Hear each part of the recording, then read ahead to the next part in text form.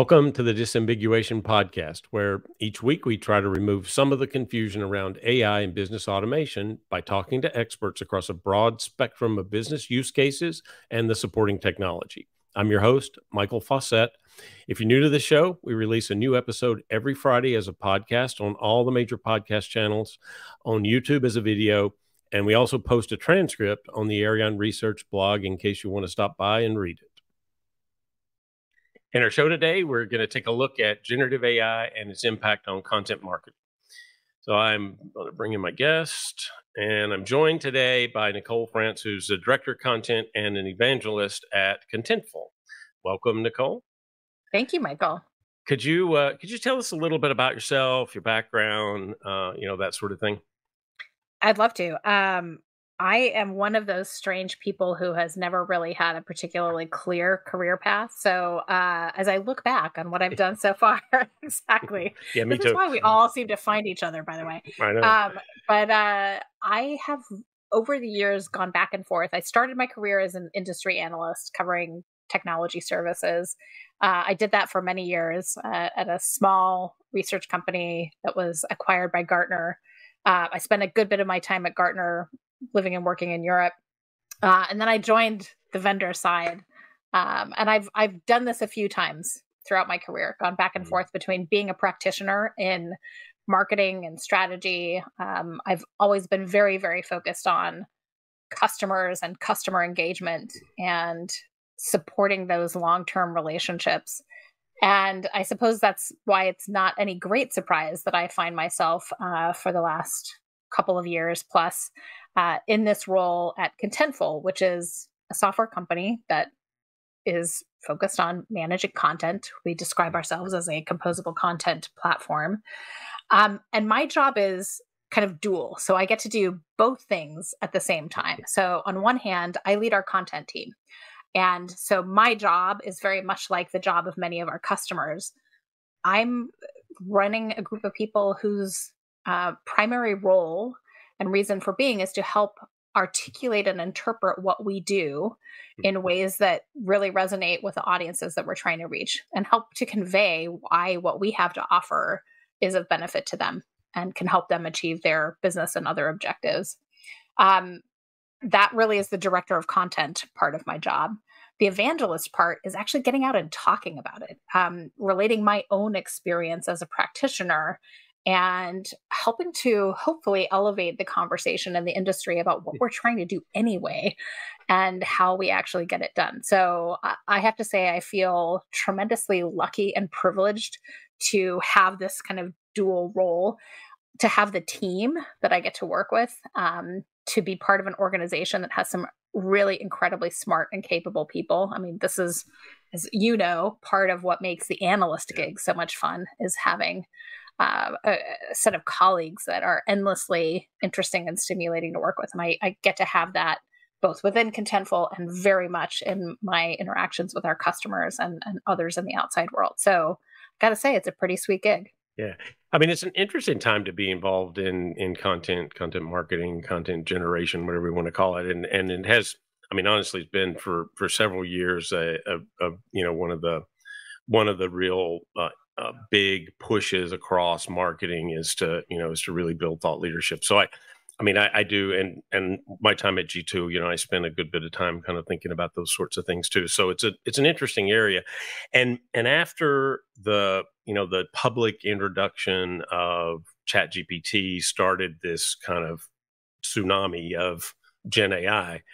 I thought a lot about this and have been playing around with some tools. So I thought it'd be really interesting if we could just go through a little bit of how we think this is impacting content marketing teams, businesses in general, and also, the light and the dark, because I like to look at both sides, right? Yes. So why don't we start with just in general, how do you perceive the role of generative AI in the content marketing world? And do you think it's an opportunity, or is it more challenge than opportunity? Oh, I think it's a tremendous opportunity. And like a good analyst, I will say that comes with a lot of challenges along the way.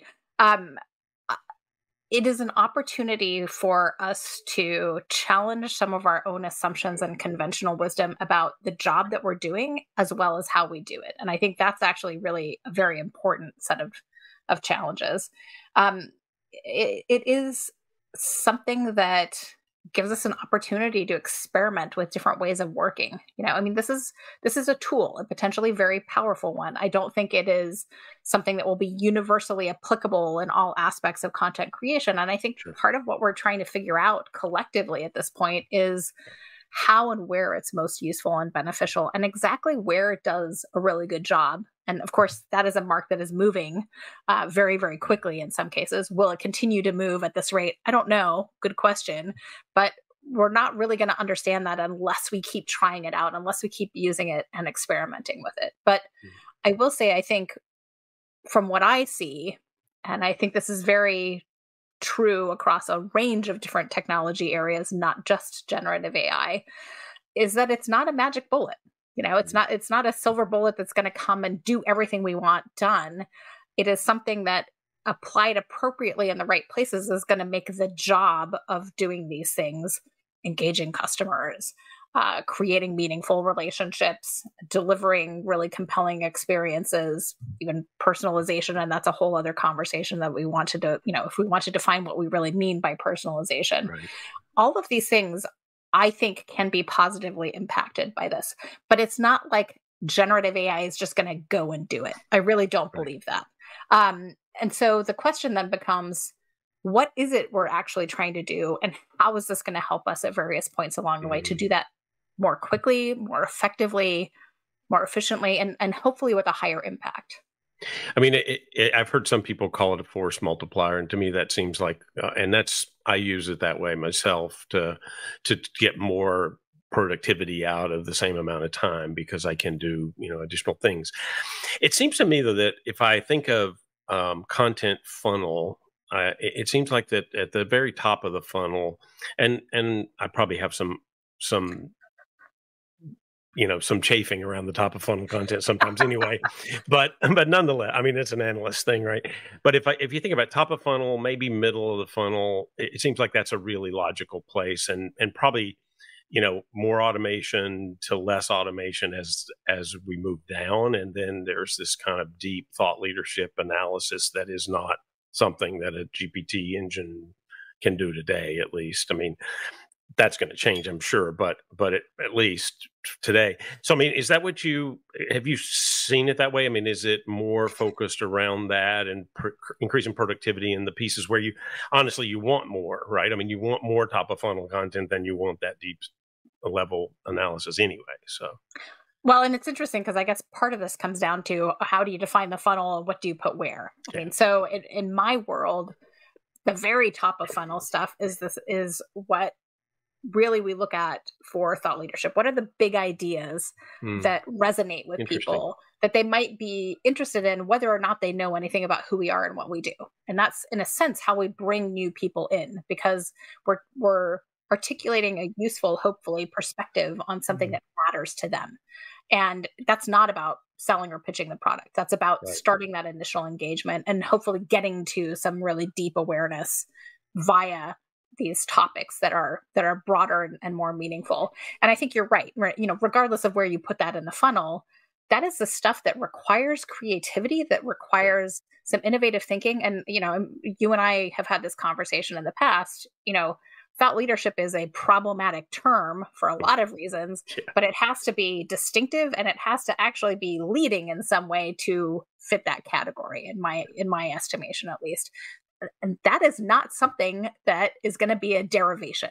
And I think when we start talking about use of generative AI, in essence, we are talking about stuff that is, by definition, derivative, because it's starting from an existing set of source material. So even creating new and distinct connections, I think, is still beyond the scope of what generative AI is likely to be able to do.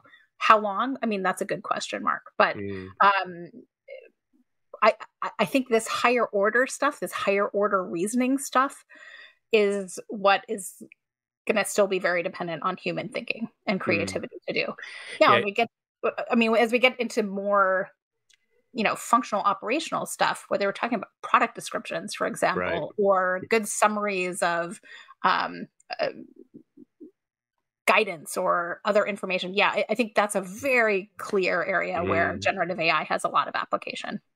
Yeah, I mean, you sort of redefine that for me, and that's useful because I look at it in the context of what we were doing at G2, and at G2 you're really trying to throw a big fishing net out at the top, and at the bottom you're trying to educate people into into depth of thought leadership and analysis, and there's not a sale in there. So that's if you flip that, because you're right, most companies are in fact doing the opposite. They're trying to get you in so you can get to the sale.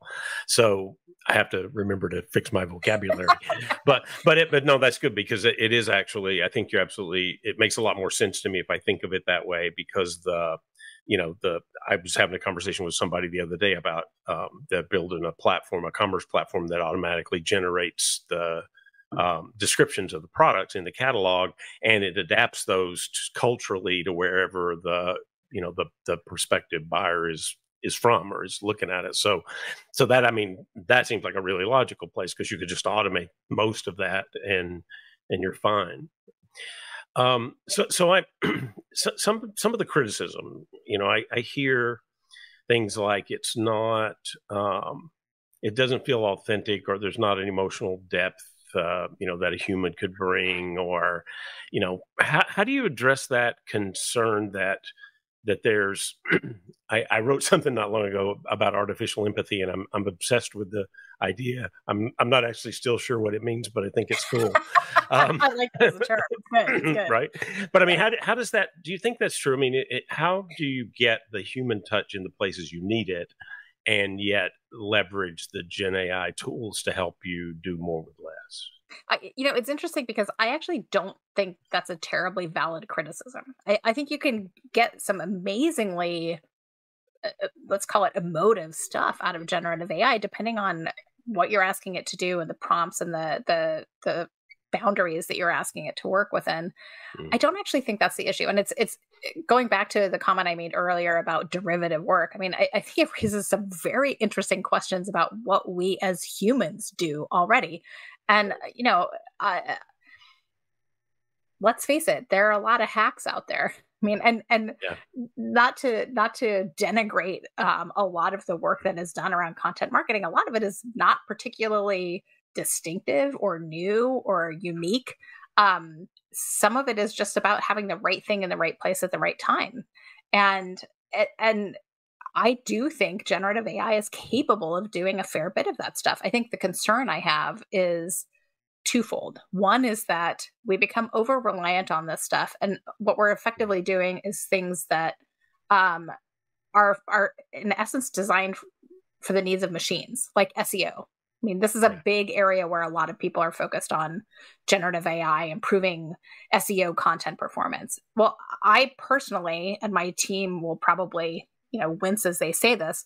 I have a very strong plank around SEO content, quote unquote, which is anything that we're writing just for SEO. We have to wonder why we're actually producing it. Yeah. What is that point? Because if there's not something meaningful for a human at the other end, I don't really understand what good it does us to be ranking highly on SEO.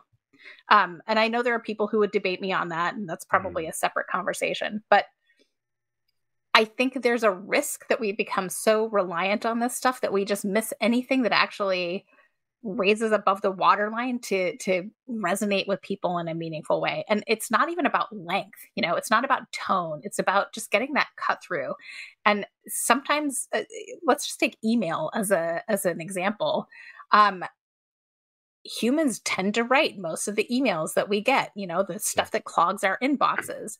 That doesn't necessarily mean it gets any cut through, right? Mhm. So in a sense, if you've got a generative AI tool writing that stuff, does it make a difference? Probably not. However, what I wonder is the degree to which generative AI is actually going to produce the stuff that does stand out, that does get Mhm. cut through. And that I admit I'm a little bit more skeptical of. The things that resonate with me have some, quirky hook or sense of humor or something that's distinctive.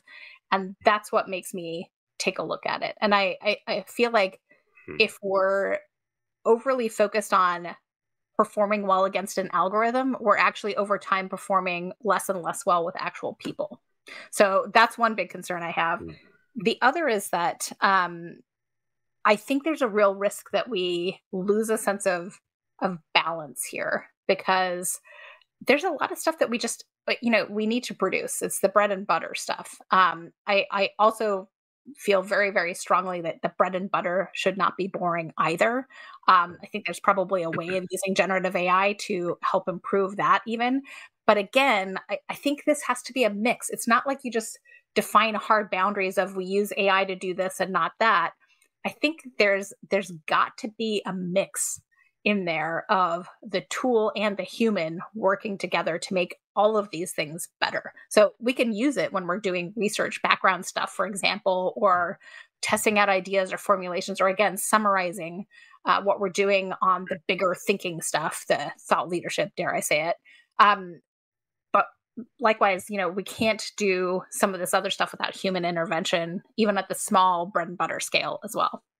Yeah, I mean that makes sense to me, and I've wondered, and I admit I have the same reaction to the SEO only sort of approach to content, and my derogatory term has always been fluffy content, because it doesn't, if there's no point, if you get a user to come to your site but for a reason that has nothing to do with what you do, it's just something that you put out there because you knew you'd get them to the site. The odds are they're not going to stay, nor are they going to do anything that you want them to do. Are you building a relationship with them as a result of that? Probably not. So then why? Yeah. Yeah, agreed. And so that, to me, that seems like the point. And I like the idea, and I've done a little bit of work around that too. The idea that human in the loop, or the human machine collaboration. And I mean, again, I think that'll change over time. I mean, I use the Gary Kasparov chess story a few times in this podcast already, so I shouldn't probably use it with these users and listeners again. But still, the idea that it beat him, he was against it, then he came over to the dark side and believed human machine collaboration was the way to play chess, and that was great for 15 years until the machines got so good that every time the human got involved, it made them lose. So I mean, we know it's going to evolve, but today, it seems to me that that's the most logical way to think of it, is a collaborative team that, if you can call it that, I guess you can, that generates that content with specific purpose, which kind of brings me to the second thing you said in there that jumps out to me is that a lot of this is about your capability to build the right prompts to get the right thing, right? I mean, is that something you've seen? Do you think that's true? Definitely. And it's something we talk about frequently in my team and beyond. I mean, this is a big issue that we across Contentful are looking at, because we're trying to anticipate the needs of our customers here, who are trying to do stuff a lot like what my team and I are doing. And we do talk about it. I mean, I've definitely been through stuff where, kicking the tires on ChatGPT. I had to do a session description at a conference about AI, interestingly enough. And I put in a bunch of stuff and I tried to tune it over several different interactions. And honestly, what I got was hilariously close to the kind of pap that you and I are both all too familiar with in session descriptions. And I had to laugh, because without knowing who the actual speaker was or anything about them, it was presenting the speaker as an expert in AI. And I just had to laugh. I mean, I ended up not using anything that came out of it, but it was a really informative and entertaining process. On the other hand, we've actually used it to create some blog posts. And here's where we get to, I think, some more interesting stuff. And it will be fascinating to see how this plays out over time. But we've used a more specialized tool to take some of the webinar recorded discussions that we have on particular subjects and turn them into blog posts where we're pulling out the essential ingredients of that. And honestly, that dramatically reduces the workload. That's a huge accelerator for us.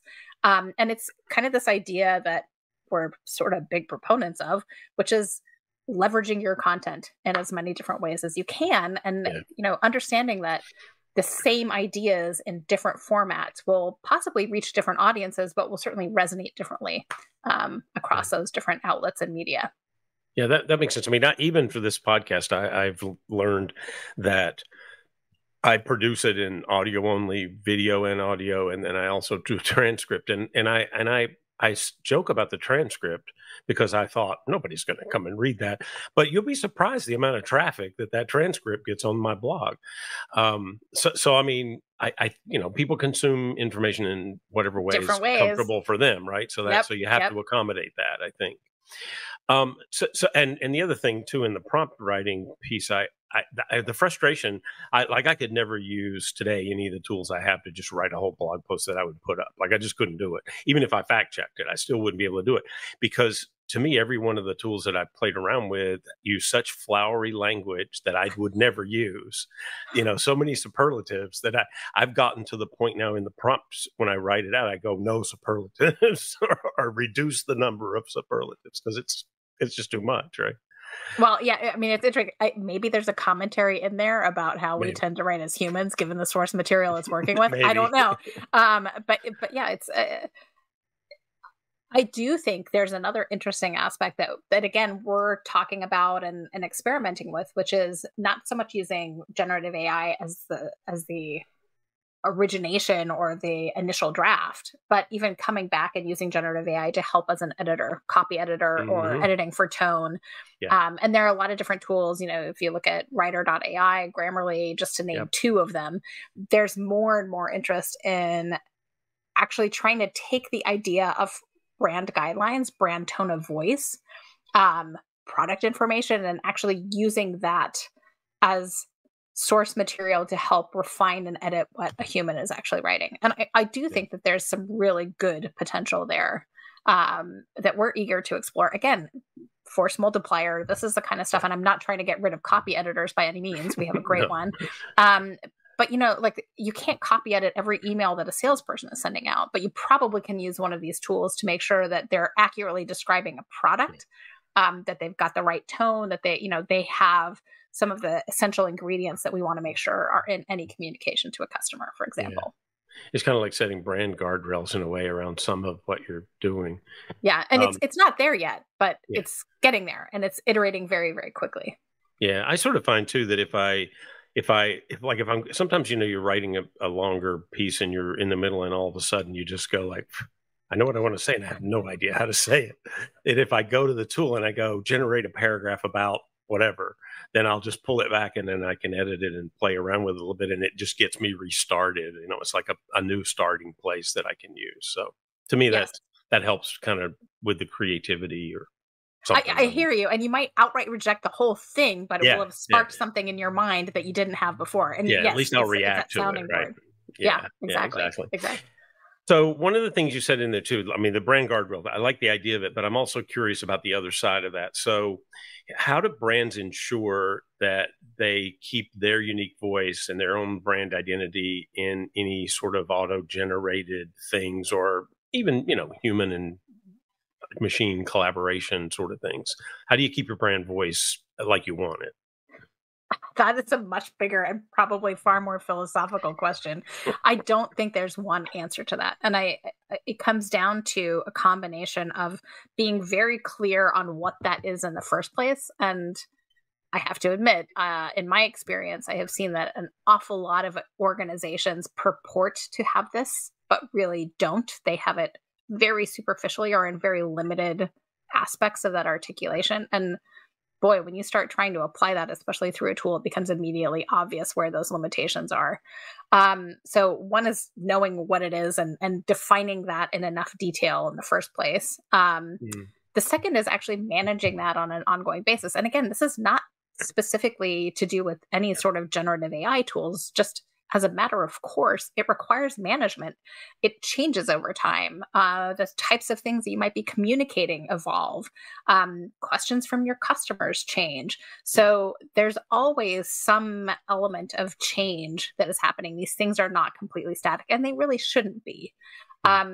So managing that is another important part. And the final thing, and this is probably the thing that is the most overlooked of all, is actually making this stuff readily accessible for all the people that need to use it and communicating that to them.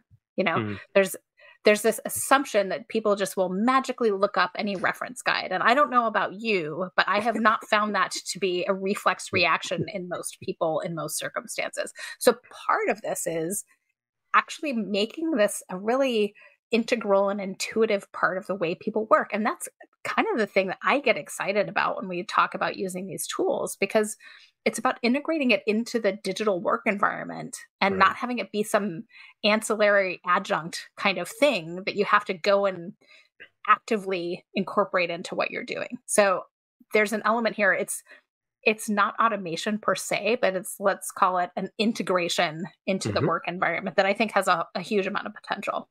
Yeah, that to me that makes a lot of sense from how I work, and if I think of collaboration between a machine and a human, that it just needs to be a natural part of your workflow. So over time, you have to figure out when it fits, how it fits, all those kinds of things. But it's definitely a personal, you know, decision on how much and where and how you want to get what you need to get out of it, and still you at the end going, okay, that is what I wanted, or that's not what I Yeah. wanted at all, right? Here's where I should probably admit my very strong bias toward and interest in behavioral economics and this idea of nudges. I mean, I think this is realistically, this is how you make this part and parcel of operations. It has to be easy. It has to be integrated. Yeah. It has to be Yeah. intuitive. That makes sense. The other thing I sort of heard underneath you talking about brand voices, it sounds to me like part of what you're saying too is have one and make Yes. sure you explicitly understand what it is. Okay. Yeah, it's kind of like I've joked for many years about the need generally for get to the point training, and there are really two steps in that. Number one is have a point, and number two is get to it. And the same is true with, you know, brand guidelines, brand tone of voice. You have to be clear on what it is, and also to a certain extent, why? Why is it this but not that? And Mhm. it's that kind of reasoning that I think is actually important for helping people to buy into it and use it effectively. And it's also critical as you're talking about evolving this stuff over time. Because if there's a reason why, it makes it a lot easier to understand how to adapt to a previously unanticipated situation or scenario. Yeah. Yeah, I am that maybe that resonates for me. So we mentioned a little bit about personalization in this a little while ago, but I'm going to come back to that because I know that's something that I hear a lot, and also you've heard my rant about why I don't like journey maps and things aren't dynamic and interactive and whatever. Yep. But and so I sort of see in the future this place where Gen AI is a part of the solution to this thing. But I mean, do you think that's true? And how would you suggest that content marketers approach that today with the tools that we have available, to help do personalization, or I like to think of it more as individualization, frankly, at some scale? Yes, it's a great question. I will say that I think this idea of like one-to-one personalization is largely a myth. I just there are certain situations in which that happens, but for the most part, I think it's an elusive goal that is fine to discuss and debate over a nice dinner, for example, but it's probably not very realistic when we come to the real world that we all operate in.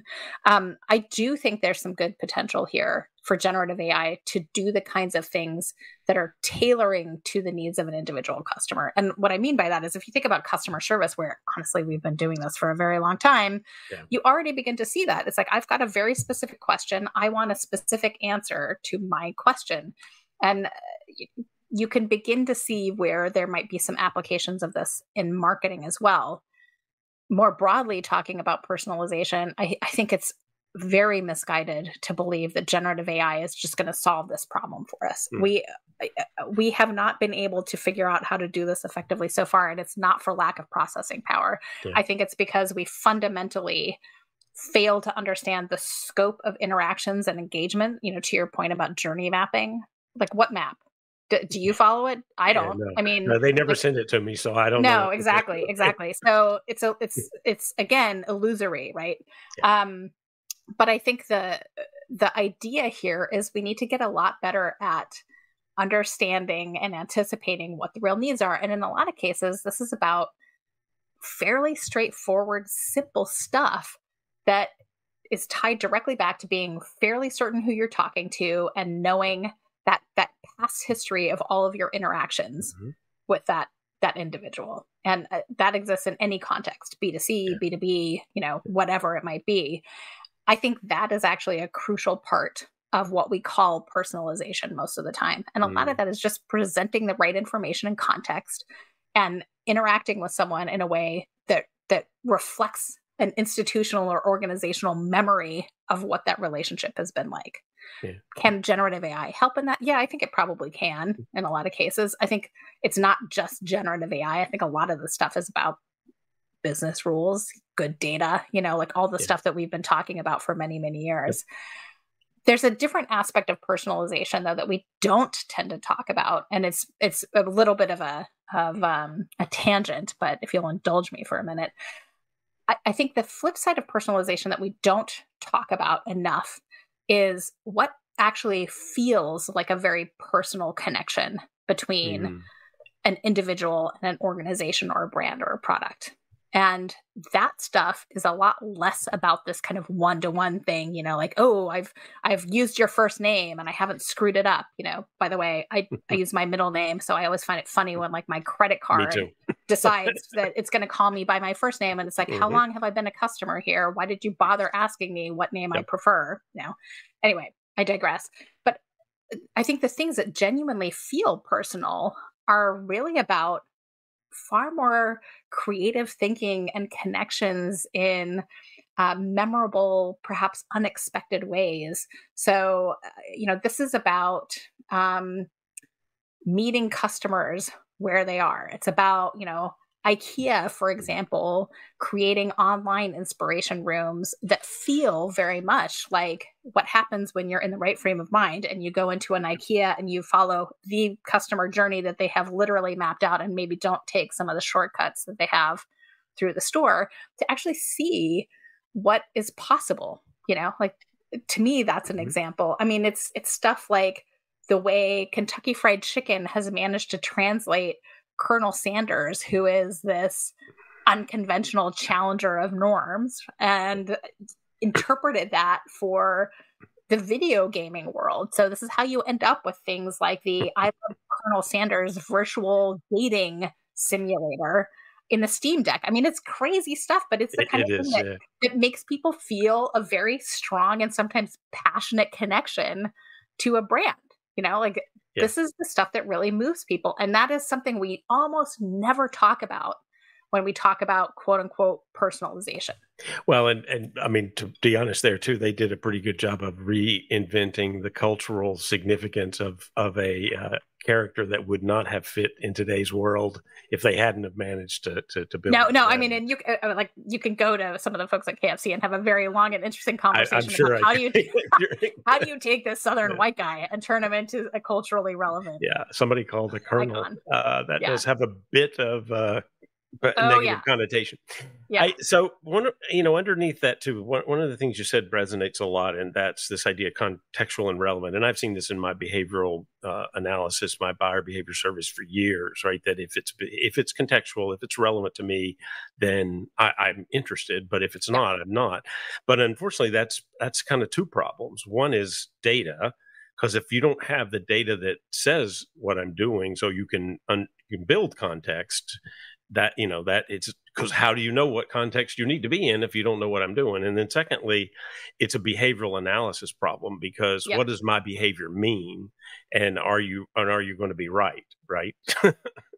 Well, and this is the problem that I think we encounter all the time. And again, generative AI or not, with fancy attempts at personalization. It's like you're making so many assumptions based on really so little data, especially very little connecting across different interactions and over time, right? There's so much opportunity to get it wrong. And the more variables you introduce, i.e. the fancier you try to get, the higher the probability that you're just going to fall flat. And, I feel like I say this all the time in different conversations, but we have no way of measuring the extent or the frequency with which we piss off customers by getting it wrong. They just don't come back. We never know why, Right. So this is a real thing. It's an identification and measurement problem that means it's this kind of black hole that we don't know about. It's my favorite question on that buyer behavior survey is, when do you contact a vendor salesperson? And it's always been in the somewhere between 60 and 70% range that tell me they contact the salesperson after they've decided what they're going to buy. Yeah. Which is a little problematic for your one loss if you're the one that didn't get selected. So yeah. Interesting. Well, so let's shift a little bit, because I want to, before we're getting short on time, but one of the things that I really wanted to do is let's talk to current content marketers and those people that are going to be content marketers in their future selves.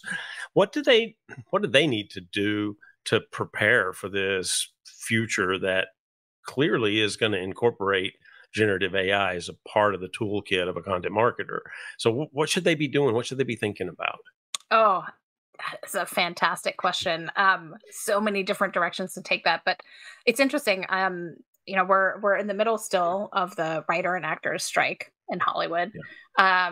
I live in Southern California, so I feel this very viscerally. It was literally a conversation over the weekend. It's interesting to me, and the reason I bring that up, because writers in particular are so often undervalued. And I think this is a really important thing to acknowledge to anybody who is in content marketing or considering it. Just having the ability to be a great writer is not enough.